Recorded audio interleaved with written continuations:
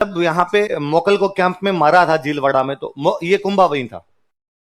तो इनका चाचा मेरा महपा पंवार, इनकी प्लानिंग ये थी कि कुंभा को और मारेंगे, पर कुंभा के साथ वाले थे, उनको पता चला कि यार मामला बिगड़ जाएगा, फालतू में कुंभा से और लड़ाई करेंगे, तो उन्होंने कुंभा को वहां से निकाल दिया कि तू चित्तौड़ चल, इनको बाद में देख लेंगे, जो वाह वाह, एक बार ये मामला देखते हैं। तो कुंभा को वहां से झीलवाड़ा से निकाल के कहां भेज दिया गया? चित्तौड़। कुंभा चित्तौड़ आया, कुंभा ने चित्तौड़ आके अपनी दादी को सारी बात बताई। दादी कौन? हंसा भाई। हंसा भाई को आगे बात बताई, भाई दादी ऐसे ऐसे पापा को तो मार दिया। किसने? तो कहा चाचा मेरा और महपा पंवार। कहां भाग गए? तो वो तो कहां चले गए? मालवा। अब बेचारी हंसा भाई को डर लगे कि जिन लोगों ने बेटे को मार दिया, इस बात की क्या गारंटी है कि वो पोते को नहीं मार देंगे, और वो तो पोते को भी मार सकते हैं। और उसे लगा कि अब अपने पोते को कौन बचाए। एक बार फिर उसे अपना भाई याद आया, रणमल। उसने रणमल को मैसेज किया कि भैया एक बार और राखी के बंधन के फर्ज को निभाने के लिए आओ। तो रणमल दोबारा आगे किसका संरक्षक बनता है?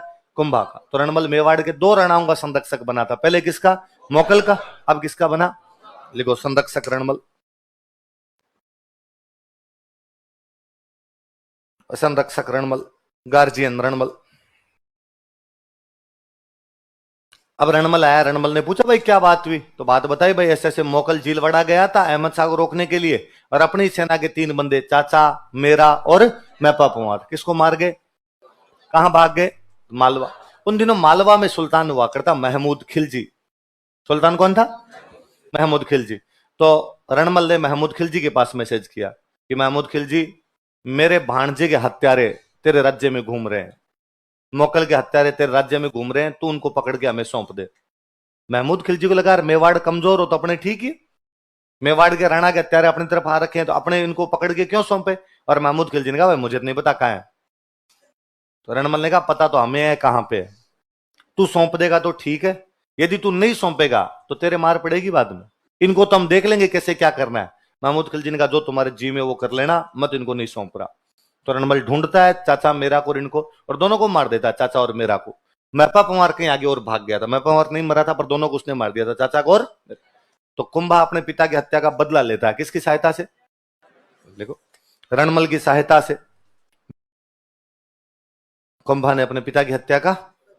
अब मेवाड़ के राणा को मार दिया गया, और मेवाड़ के राणा का बदला लेने वाला आदमी कौन है? रणमल। तो ऑब्वियस सी बात है कि मेवाड़ में प्रभाव किसका बढ़ जाएगा? अब वहां मेवाड़ वाले कुंभा के दरबार में 2 गुट बन गए। एक गुट बन गया राठौड़ों का, क्योंकि ये रणमल के साथ में राठौड़ गए सहायता करने के लिए, और मेवाड़ वाले ऑलरेडी जो कौन थे? सिसोदिया। अच्छा, राठौड़ों का नेता कौन है? रणमल। इन सिसोदियों का नेता था राघव देव। कौन था? चुंडा का भाई है ये। राघव देव कौन है? वो चुंडा जो मालवा चला गया, उसके भाई का नाम क्या है? भाई चुंडा चला गया, भाई बंधु यहीं बैठे, तो राघव देव यहां बेटा। सिसोदियों का नेता कौन? राघव देव। और राठौड़ों का नेता कौन? और प्रभाव किसका बढ़ा हुआ है? रणमल, क्योंकि बदला कौन ले रहा है? रणमल। तो लिखो, मेवाड़ दरबार में रणमल का प्रभाव बढ़ गया। भाई जब मोकल की हत्या का बदला ले लेते हैं, उसके बाद रणमल हंसाबाई के पास गया, उसने जाकर दीदी हमने बदला ले लिया, अब मैं जाऊं? तो उसने कहा नहीं, पिछली बार तू गया था और तेरे जाते ही मोकल को मार दिया, इस बार तेरे जाते ही ये कुंभा को और मार देंगे कोई ना कोई, इसलिए थोड़े दिन बैठा रह तू यहाँ पे, तेरे क्या करना है वहां जाके? तो उसने कहा पर मेरा भी तो घर परिवार पीछे है, कुछ भाई बंधु तो साथ में है, बाकी तो वहीं बैठे हुए। तो उसने कहा तू घर परिवार को थोड़े दिन यहीं बुला ले, तो थोड़े दिन यहीं रह जाओ, बाद में वहां पे चले जाना। तो रणमल ने अपने भाइयों को, अपने बेटों को, सबको यहीं बुला लिया था। कहते रणमल के 28 भाई और 24 बेटे थे। इस मामले में पहले वाले थोड़े धुरंधर थे, तो सारे भाई बंधु यहीं पे रहा करते थे, तो रणमल का प्रभाव अपने आप बढ़ जाएगा, राठौड़ ही राठौड़ हो गए चारों तरफ। ये बात अब सिसोदियों को पसंद नहीं आती, तो राघव देव ने 2-3 बार रणमल को कह दिया था कि अतिथि कब जाओगे, और रणमल कहता है अभी कंट्रोल नहीं है, थोड़ा थोड़ा कंट्रोल हो जाए बाद में जाएंगे। एक दिन राघव देव को गुस्सा आया, राघव देव ने यूं गला वाला पकड़ने की कोशिश कर ली रणमल। क्या तरीका है, यहाँ के बैठ गए, खुद के खाने के दाने नहीं है वहां पे मारवाड़ में, तो यहाँ के मेवाड़ में मजे लूटते रहते हो, सहायता के लिए बुलाए थे, जाओ अब तुम्हारे घर पे। तो रणमल को बहुत बुरा लगा। रणमल ने अपने भाइयों को, बेटों को कहा इसको साइड में लो रे थोड़ा। वो भाई बैठे पड़े जो राघव देव को मार दिया। किसको मार दिया? अब 2 गुट थे, एक सिसोदियों का गुट, उसका नेता कौन था? राघव। अब नेता ही मर गया तब तो गुट ही खत्म, अब तो पूरी तरीके से किसकी चले मेवाड़ में? लिख लो, रणमल ने राघव देव। राघव देव किसका नेता? सिसोदियों का नेता था। भाई किसका था? चुंडा का भाई था। अब तो पूरी तरीके से मेवाड़ में किसके चलने लग गई?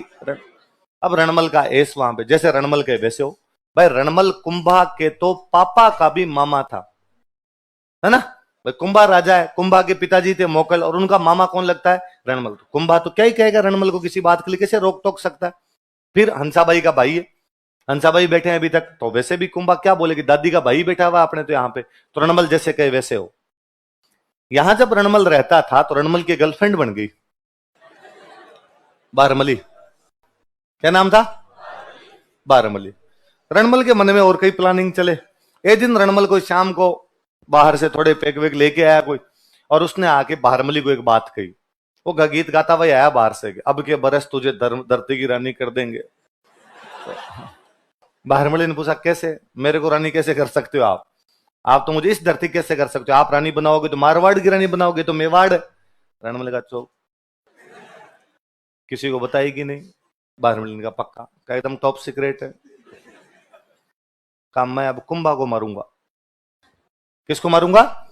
रणमल ने कहा मैं अब कुंभा को मारूंगा, और कुंभा को मार के मैं मेवाड़ का राजा बनूंगा, और मैं मेवाड़ का राजा बनूंगा, तू मेवाड़ की रानी। मजे करना, ऐश करना। तो बारमलिन का पर कुंभा तो आपकी बहन का पोता है, कुंभा तो आपके भांजे का बेटा है, और कुंभा को बचाने के लिए आपको बुलाया हुआ है, और आप कह रहे हो मैं कुंभा को मारूंगा। उसने कहा बस चुप, ये बात बाहर। पर बेचारी बारमली मेवाड़ की थी, वो मेवाड़ अपने देश से सच्ची मोहब्बत किया करती, राष्ट्रवाद उसकी नसों में कूट कूट के भरा हुआ था। और वो अगले दिन गई हंसाबाई के पास। किसके पास गई? और उसने हंसाबाई जाका, हंसाबाई मुझे नहीं पता आप इस बात पे क्या रिएक्ट करोगे, पर मैं आपको एक बात बता रही हूं कि आपका भाई रणमल आपके पोते कुंभा को मरेगा।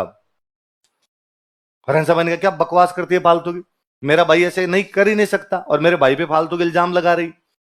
उसने कहा मैं कह रही हूं ना आपको जो इंतजाम करने वो कर लो। मैं अब भी आपको वार्निंग दे रही हूं, आपका भाई कभी भी आपके पोते को मार सकता है। तुझे किसने बताया? तुझे कैसे पता चला? उसने कहा मुझे पता है, और किसको पता चलेगा, मैं जान सकती हूं इस बारे में। तो अब जानते हंसाबाई भी थी कि अपना भाई है तो इस प्रकार का ही, और पंगा ले तो सकता है इस प्रकार का, पर अब हंसाबाई फंस गई। हंसाबाई यदि रणमल को बुला के कहे कि रणमल प्लीज मेरे पोते को मत मारना, तो रणमल परसों मारता कल मारे, है ना। गांव में पागल आदमी था कोई एक, और वो आता जाता कभी बच्चों को पीट देता, कभी महिलाएं पानी भरने के लिए जाती उनके मटके गिरा दिया करता, कभी कोई बुजुर्ग आदमी जा रहा होता उनकी लाठियां खींच लिया करता। तो एक दिन गांव वालों ने मीटिंग की, गांव वालों ने मीटिंग कर, पागल आदमी बाकी सब कुछ ठीक है, तू कभी गांव के आग मत लगा देना। उसने कहा ये तो दिमाग में नहीं था। ये आइडिया सही दिया आपने। तो गांव वाली भाषा में कहते हैं काला काला गांव मत बालजे। काला काला मतलब पागल आदमी, कि काला काला गांव मत बालजे, बालना मतलब जला देना, कि यह पागल आदमी गांव मत जला देना। तो उसने रिप्लाई किया कि भलो चेतायो, ठीक याद दिलाया आपने, अब की बार मैं ये कर लूंगा काम। तब रणमल तो वैसा पागल आदमी है कि आप कहो कि कुंभा को मत मारना तो 6 महीने बाद मारता, पर कल मार के जाए, परसों मार के जाए। तो हंसाबाई को लगा अब कौन बचाए, तो हंसाबाई को वापस चुंडा याद आया। कौन याद आया? और उसने चुंडा के पास मैसेज किया, कहीं से जियो सिम के नंबर का बड़े सिम चेंज कर ली उसने मालवा जाते, और कहा चुंडा जी अब ऐसी भी क्या नाराजगी है, कौन से घरों में लड़ाई नहीं होती, बर्तन पास पास में रहते हैं तो खड़कते ही है, और मैं तो आपकी सोतेली माँ और थी, लोग कितने ताने देते हैं मेरे को कि माँ सोतेली थी इसलिए बेटे को संभाल नहीं पाई, और बेटे को घर से भगा दिया, और प्लीज आप वापस आ जाओ, मेवाड़ को आपकी आवश्यकता है।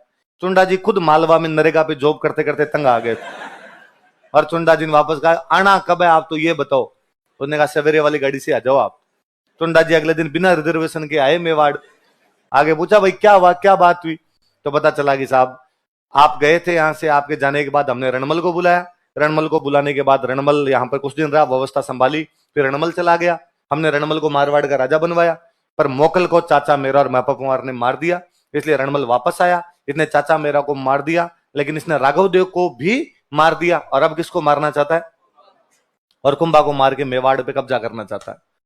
चुंडा ने कहा ऐसा कैसे कब्जा कर सकता है, गोहिलों का मेवाड़, कोई आनिया बानिया आगे कैसे कब्जा कर ले इस प्रकार से, अब करना क्या ये बताओ। तो कहा अब तो रणमल को मारना पड़ेगा। रणमल कुंभा को मारे इससे पहले किसको मार दो? रणमल।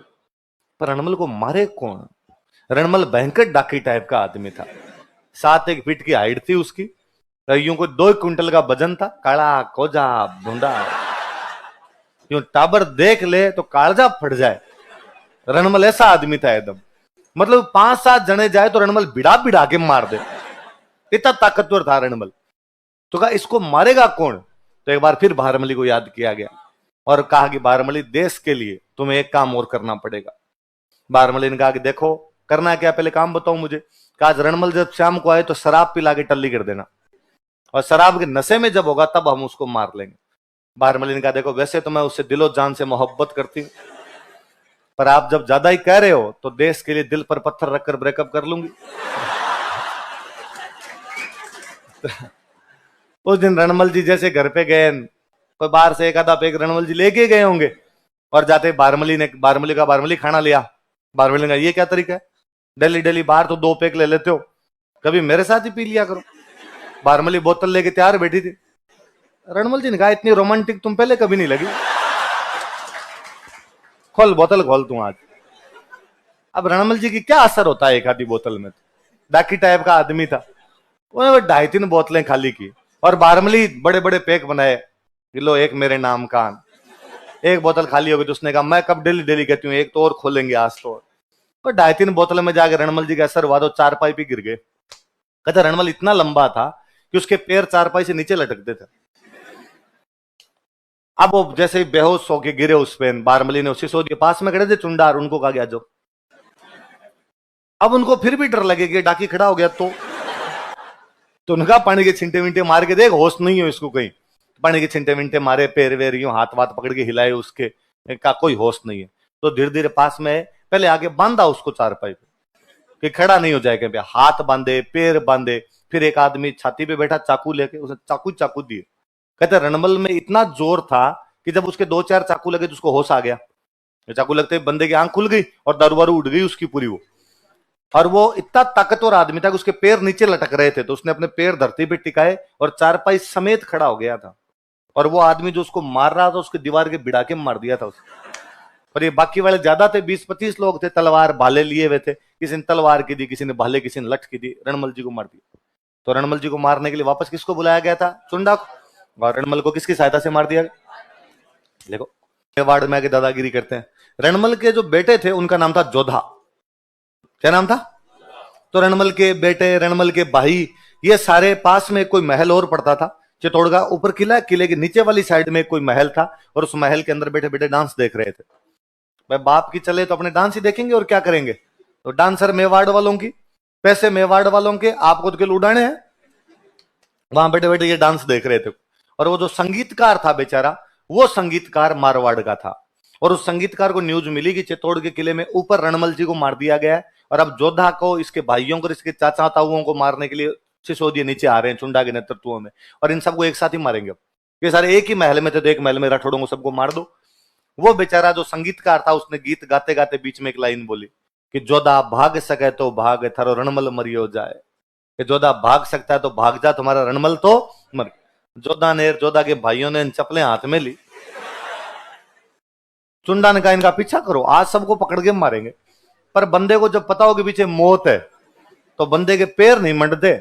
मतलब उस दिन यदि कोई दौड़ के पैमाने होते तो उसेन बोल्ट पीछे था, और ये ठेठ भागे। जो बीकानेर के पास में गांव पड़ता था काहुनी, कौन सा गांव पड़ता था? काहुनी नाम का गांव पड़ता था। वहां जाकर पीछे मुड़ के देखा कि आ तो नहीं रहा कोई पीछे की नहीं है, वहां जाके रुके थे। लिखो रणमल के बेटे जो मंडोर पर अधिकार कर लिया। Chunda captured Rathores capital Mandore. राठौड़ों की कौन सी राजधानी पर अधिकार कर लिया? अब भाई जोधा को यहां से निकाल दिया। ये 1438 के आसपास की बातें हैं। कब की बात है? 1438 के आसपास की। 15 साल लगे। 15 साल तक जोधा बेचारा अपनी सेना बना के मंडोर पर हमला करे, और मंडोर में सिसोदिए पहले से तैयार बैठे, राठौड़ों को हरा के भगा दे वापस। जोधा फिर इधर उधर से अपनी सेना बना बनू के लेके आए, थोड़े दिनों वापस अटैक करे मंडोर पे, इस बार फिर हरा दे, फिर भगा दे यहां से। इन बिटवीन, इन सालों में जब वो हमले कर रहा था, एक दिन एक हमले के अंदर जोधा बहुत ज्यादा घायल हुआ। घायल होने के बाद खून में लथपथ वो वापस निकल रहा था युद्ध से। जब वापस जा रहा था अकेला पड़ गया, साथ में दूसरे वाले सैनिक इधर उधर हो गए। और अकेला घायल हुआ घोड़े पर जाए और प्यास लग गई। ये मारवाड़ का देश, दूर दूर तक ना बंदा ना बंदे दी जात, पानी कहां पिए। और जोधा को लगा युद्ध में तो नहीं मरे पर आज प्यास से मर जाएंगे। और उसे दिखा कि दूर किसी एक किसान के खेत में एक झोंपड़ी दिखाई थी। उसे लगा यार जहां झोंपड़ी है वहां पक्का ना पक्का कोई मिनक होगा, और मिनक है तो अपने को पानी तो मिल ही जाएगा।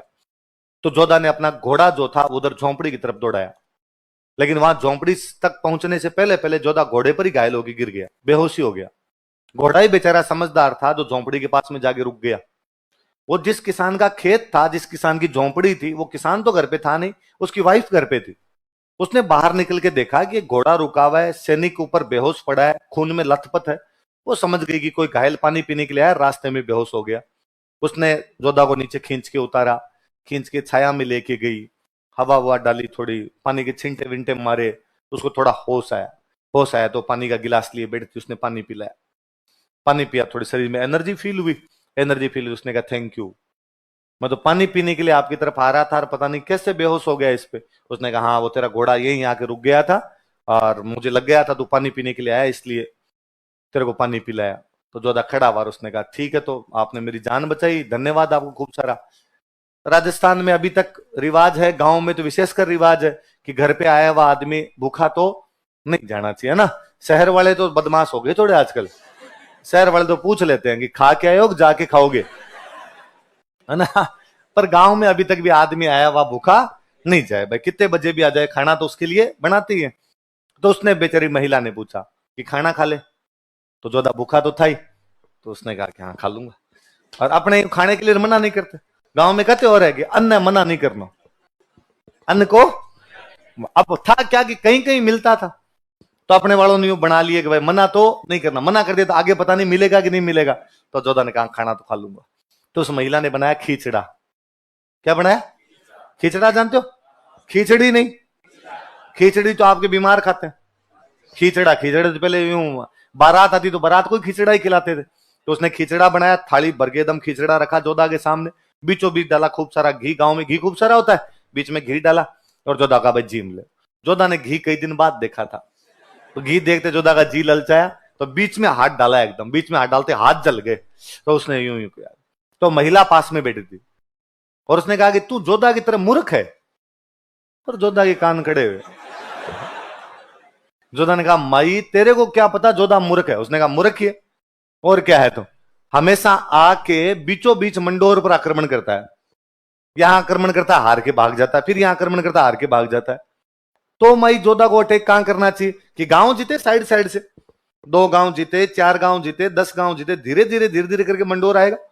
अब बीचों बीच अटैक करोगे, सिसोदिया बीचों बीच तो सबसे ज्यादा ताकतवर है, यहां पर कैसे जीतने देंगे? गांव में सिसोदिया थोड़ी बैठे हैं, गांव गांव जीतने शुरू करेंगे, धीरे धीरे मंडोर आ जाए। फिर कहा तू क्यों पूछ रहा है, तुझे तो खिचड़ा खाना भी नहीं आता, साइड साइड से खा, घी बाद में आएगा।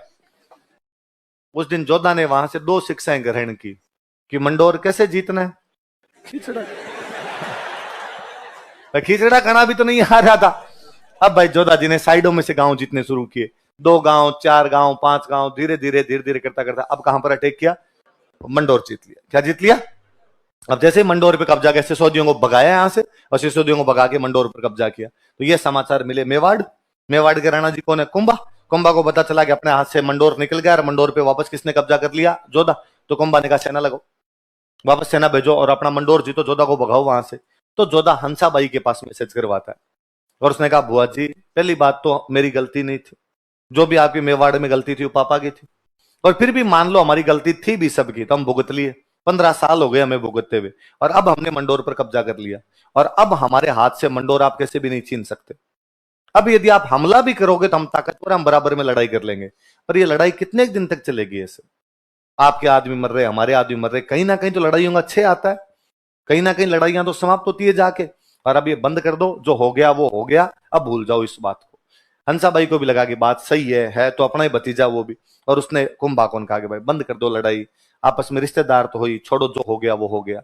तो कुंभा ने कहा भाई ठीक है, जोधा अपना मारवाड़ रख लेगा, हम अपना क्या रख लेंगे? मेवाड़। तो जोधा और कुंभा के बीच में एक संधि होती है, आंवल बांवल की संधि। कौन सी होती है? आप लिखो फिर मैं और समझाता हूं। ट्रीटी ऑफ आंवल बांवल, कि भाई जहां जहां तक हरियाली है उसको तो मान लिया जाए मेवाड़, जहां जहां तक हरियाली है उसको तो क्या मान लिया जाए, मेवाड़। और जहां से रेगिस्तान शुरू हो जाता है उसको मान लिया जाए मारवाड़। तो हरियाली का मतलब, तो मेवाड़ में एक झाड़ी होती है, हरी भरी झाड़ी, जिस झाड़ी का नाम है आंवड़। क्या नाम होता है? छोटा सा झाड़ी नुमा एक पौधा होता है आंवड़ नाम का, कि जहां तक आंवड़ होते हैं, जहां तक हरी भरी झाड़ियां होती है उसको तो क्या माना जाए, मेवाड़। पश्चिमी राजस्थान में अपने एक और पेड़ होता है बबूल। बबूल होता है, बबूल। या आप एक शब्द और बोलते हो, बबूल, किंकर। किंकर तो जाने हो, और अपने लोकल भाषा में बावलिया, तो बावलिया कह दो, बबूल कह दो, या क्या कह दो, किंकर। तो जहां तक हरी भरी आंवड़ होती है वो तो क्या है, मेवाड़। जहां से आगे बावलिए शुरू होते हैं, बबूल शुरू होते हैं, किंकर शुरू होती है, उसको क्या मान लिया जाए, मारवाड़। और ये बाउंड्री आ रही थी बीच में सोजत। क्या आ रही थी? तो कहा जहां जहां तक आंवड़ है वो तो हो गया मेवाड़। जहां से आगे बावलिए शुरू हो जाते हैं वो क्या हो जाती है, मारवाड़।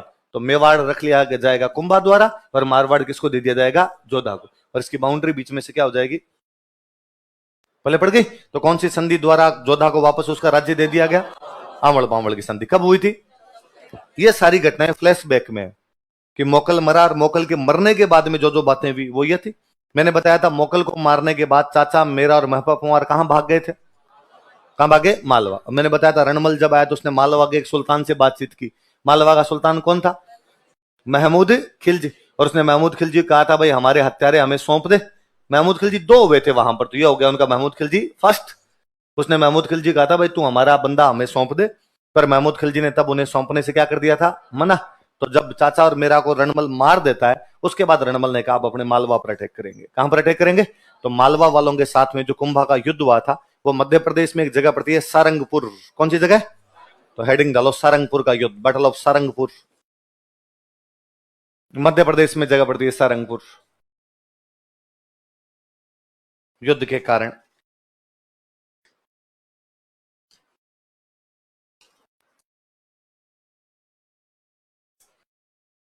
युद्ध के कारण एक नंबर लगा के लिखो।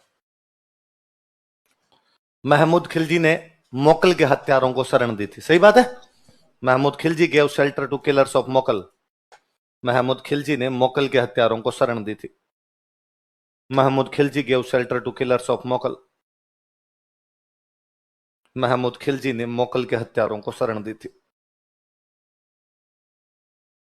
Mahmood Khilji gave shelter to killers of Mokal. एक बात और, मालवा में एक हमने अभी सुल्तान का नाम पढ़ा, होसंग शाह।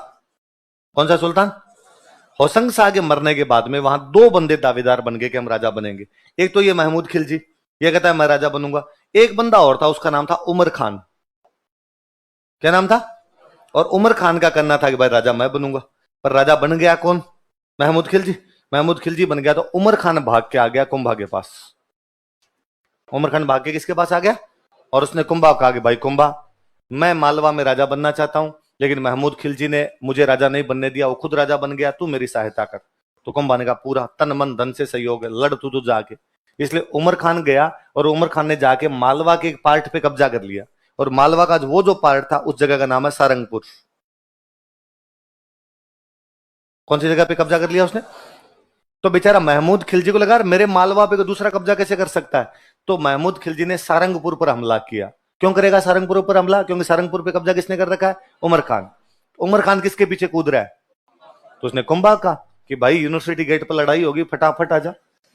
तो उसने कुंभा कहा भाई महमूद खिलजी सारंगपुर छुड़वाने के लिए आ रहा है मेरे से। तो कुंभा बाद में सारंगपुर जाता है, महमूद खिलजी से लड़ाई करता है, और महमूद खिलजी को इस युद्ध में हरा देता है। तो महमूद खिलजी और कुंभा के बीच में इसलिए भी नहीं बन रही क्योंकि कुंभा ने महमूद खिलजी के एक विद्रोही को शरण दे रखी है। विद्रोही कौन है देखो। और कुंभा ने जीतने के बाद में इस युद्ध की याद में चित्तौड़ के किले में बनवाया विजय स्तंभ। क्या बनवाया? लिख लो, लाइन चेंज। अपने नागौर में एक राजा हुआ करता, इसका नाम था फिरोज खान। क्या नाम था? फिरोज जब मरा नागौर के अंदर, तो इसका भाई और इसका बेटा आपस में लड़ लिए राजा बनने के लिए। फिरोज के बेटे का नाम था शम्स खां। क्या नाम था? तो शम्स खान ने कहा मैं राजा बनूंगा, पर शम्स खान के चाचा ने कहा भाई तू नहीं बनेगा, पहले मैं बनूंगा। और चाचा का नाम था मुजाहिद खान। क्या नाम था? तो नागौर में कौन कौन दो बंदे राजा बनने के लड़ रहे हैं? शम्स खान और राजा बन गया मुजाहिद खान। चाचा जी राजा बन गए। राजा कौन बन जाता है? तो बेरोजगार कौन हो गया? शम्स खान बेरोजगार हो गया। तो शम्स खान भाग के कुंभा के पास आया, और उसने कुंभा को कहा कि भाई कुंभा तू मेरी हेल्प कर, और तू मेरे चाचा को हटा के मेरे को राजा बना दे। तो कुंभा मेवाड़ से आया नागौर, उसने मुजाहिद खान को हराया और मुजाहिद खान को हरा के राजा किसको बना दिया? पर उसने शम्स खान कहा कि तू अब मेरे को टैक्स देगा, तू मेरा सामंत है, तू मेरा क्या है? सामंत। भाई कोई बड़ी शक्ति होती है, छोटी शक्ति को अपना सामंत बना लेती है। तो शम्स खान किसको टैक्स दिया करता? कुंभा। अब उसने साल 2 साल तो टैक्स दिए, बाद में शम्स खान ने कुंभा को टैक्स देने से मना कर दिया। उसने कहा नहीं दे रहा, जो तेरे जी में है वो कर लेना। तो कुंभा ने कहा रुक, फिर वहीं रुकना, तू वहीं रहना एक बार। कुंभा मेवाड़ से आया, शम्स खान को लगा पार पड़ेगी नहीं, छोटी मोटी लड़ाई की, कुंभा ने शम्स खान को हरा दिया, नागौर पे कब्जा करता है इधर, और शम्स खान भाग के चला जाता गुजरात। भाग के कहां चला जाता? गुजरात का जो उन दिनों सुल्तान था, उस सुल्तान का नाम था कुतुबुद्दीन शाह। गुजरात का सुल्तान कौन है? कुतुबुद्दीन शाह गुजरात का सुल्तान है। शम्स खान कुतुबुद्दीन शाह के पास गया। कुतुबुद्दीन शाह ने पूछा हाँ भाई शम्स खान क्या हालचाल है? उसने कहा रेडी है, मजे है मेरे, तो तू बता तेरे कैसे हैं? कुतुबुद्दीन शाह का मेरे भी अच्छे हैं, और बता इधर कैसे आया मेरी तरफ? तो उसने कहा मैं मेरी बेटी की शादी करने आया हूं। क्या करने आया हूं? तो शम्स खान ने अपनी बेटी की शादी कर दी कुतुबुद्दीन शाह से। किससे कर दी?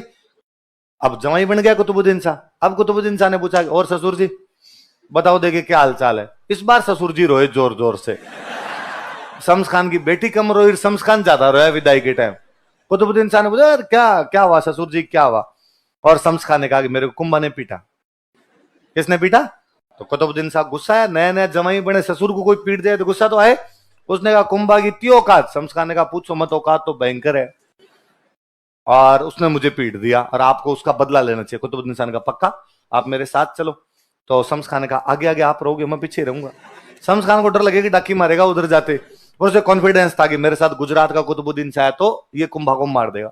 अब शम्स खान और कुतुबुद्दीन शाह दोनों आए कुंभा पर आक्रमण करने के लिए। कुंभा ने दोनों को पीटा, शम्स खान को और कुतुबुद्दीन शाह को। इस बार दोनों ससुर जवाइयों एक दूसरे की तरफ देखे नहीं। वो इधर देखे चले, वो इधर देखे चले। ये समाचार मिले मालवा वाले महमूद खिलजी को। किसको मिले? मालवा वाले महमूद खिलजी की कुंभा ने आजकल किसको पीट दिया।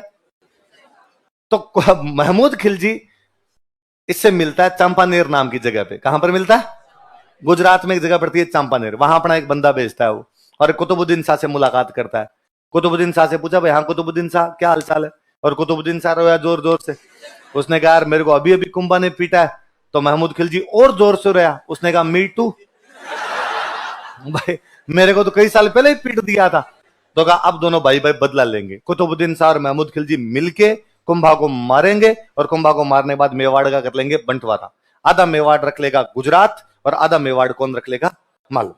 और दोनों ने मिलके कुंभा पर अटैक कर दिया। युद्ध होता है बदनौर का युद्ध। कौन सा युद्ध होता है? कौन कौन मिलके आक्रमण कर रहे हैं? गुजरात वाला कुतुबुद्दीन शाह और मालवा वाला महमूद खिलजी। कौन से युद्ध में? कुंभा ने दोनों को एक साथ पीटा, महमूद खिलजी को और कुतुबुद्दीन शाह। अच्छा, अब ये लोकेशन ऐसे लोकेशन भाई, ये अपना मेवाड़ मान लो, मेवाड़ के इस साइड में पड़ता है आपका गुजरात, इस साइड में क्या पड़ता है? माल। अच्छा, इधर अपने मेवाड़ और गुजरात के बीच में एक जगह पड़ती है सिरोही। कौन सी जगह पड़े? और इन दिनों सिरोही में एक राजा था सहसमल देवड़ा। सिरोही का राजा कौन था? याद है 1425 में सिरोही की स्थापना गिरी से अपनी राजधानी बनाया पड़ा था। यह सहसमल देवड़ा यहां का राजा बना हुआ। कुंभा इधर साम्राज्य का विस्तार कर रहा, और कुंभा ने कई इलाकों पर कब्जे कर लिए, सिरोही के कई इलाकों पे कब्जे कर लिए। सहसमल देवड़ा बेचारा डरा हुआ कि यार ये कुंभा ठीक आगे बढ़ता हुआ आ रहा है इधर से। तो जब महमूद खिलजी इधर जा रहा था मेवाड़ पर आक्रमण कर, ये सॉरी कुतुबुद्दीन शाह, गुजरात वाला कुतुबुद्दीन शाह इधर जब जा रहा था, तो उसने सहसमल देवड़ा से पूछा, सिरोही बीच में आता, इधर से आप जाओगे तो मेवाड़ से और गुजरात के बीच में क्या जाएगा? सिरोही। तो उसने सहसमल देवड़ा को कहा कि सहसमल देवड़ा मैं जा रहा हूं मेवाड़ पर अटैक करने के लिए, तू किसका साथ देगा? बदनौर वाले युद्ध के लिए जब वो जा रहा था, महमूद खिलजी के साथ में जब वो जा रहा था, तो सहसमल देवड़ा ने कहा मैं तेरा साथ दूंगा, क्योंकि सहसमल देवड़ा की किससे नहीं बन रही? कुंभा से। दुश्मन का दुश्मन हमेशा अच्छा दोस्त। फिर उसको लगा कि यार कुतुबुद्दीन शाह महमूद खिलजी मिलके अटैक करेंगे तो कुंभा को मार ही देंगे, तो कुंभा का खतरा तो मेरे लिए क्या हो जाएगा? समाप्त। और मैं कुतुबुद्दीन शाह की सहायता करूंगा तो ये मेरा दोस्त बन जाएगा, तो गुजरात की तरफ से भी कोई अटैक नहीं होगा, वरना बीच में कमजोर राज्य होते हैं दोनों मारेंगे। इधर से ये भी अटैक कर सकते हैं, इधर ये भी कर सकते हैं, तो एक को तो दोस्त बना लो और एक को मार दो, ताकि दोनों तरफ से भी आप पे कोई भी खतरा नहीं होगा। तो बदनौर वाले युद्ध में सहसमल देवड़ा ने किसकी सहायता की? गुजरात वालों। किसकी सहायता की? गुजरात। अब जीत गया कौन? कुंभा। तो कुंभा ने जीतते ही पूछा कि अरे वो गुजरात वाले उधर से आ रहे थे तो रास्ते में चाय नाश्ता किसने करवाया था रे? पता चला साहब किसने करवाया था। तो इस बार कुंभा ने किसको पीटा?